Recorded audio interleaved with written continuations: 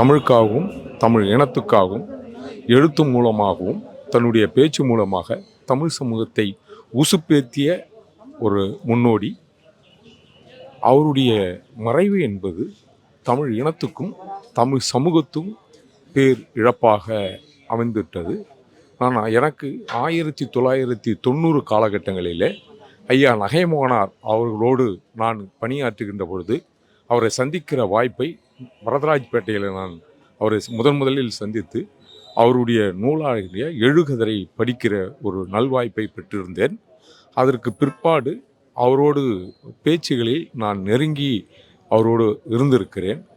1999 2001 காலகட்டங்களில் சென்னை பச்சையப்பன் கல்லூரி பின்புறத்தில் பாவலரேறு பெருஞ்சித்திரனார் அவர்கள் பெருஞ்சித்திரனார் பேரவையில் விமலாதித்தன், வாசன் போன்றவர்களால் பல்வேறு தெருமுனை கூட்டங்கள் நடந்தது. அந்த கூட்டங்களெல்லாம் ஐயா அவர்கள் பங்கு பெற்று மிகப்பெரிய எழுச்சியுரை ஆற்றுவார்கள்.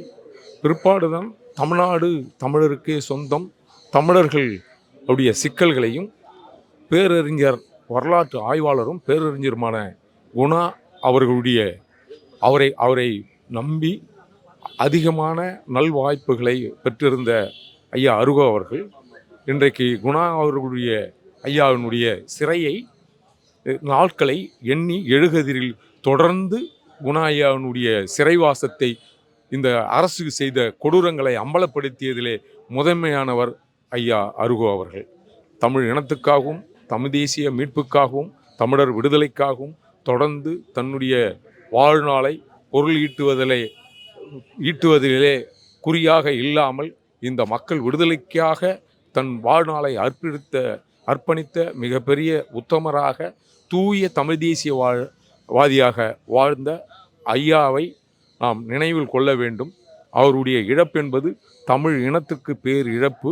அவர் விட்டு சென்ற பணிகளை நாம் தொடர வேண்டும் என்று தமிழ் சமூகத்தை நான் உரிமையுடன் அன்புடன் கேட்டுக்கொள்கிறேன். அது மட்டுமல்லாது அவரை மறக்காமல் இருப்பதற்கு, அவருடைய புகழை மறைக்க நினைக்கிறவர்களுக்கெல்லாம் அவருடைய எழுகதிர்களுடைய எழுத்துக்களை எடுத்து வைத்து அவர் ஆண்டு காலம் நம்மோடு வாழ்வார், அவருடைய எழுத்துக்கள் நம்மோடு வாழும் என்பதிலே எல்லளவும் துளியளவும் ஐயம் இல்லை என்பதை நான் இந்த நேரத்தில் பதிவு செய்கிறேன்.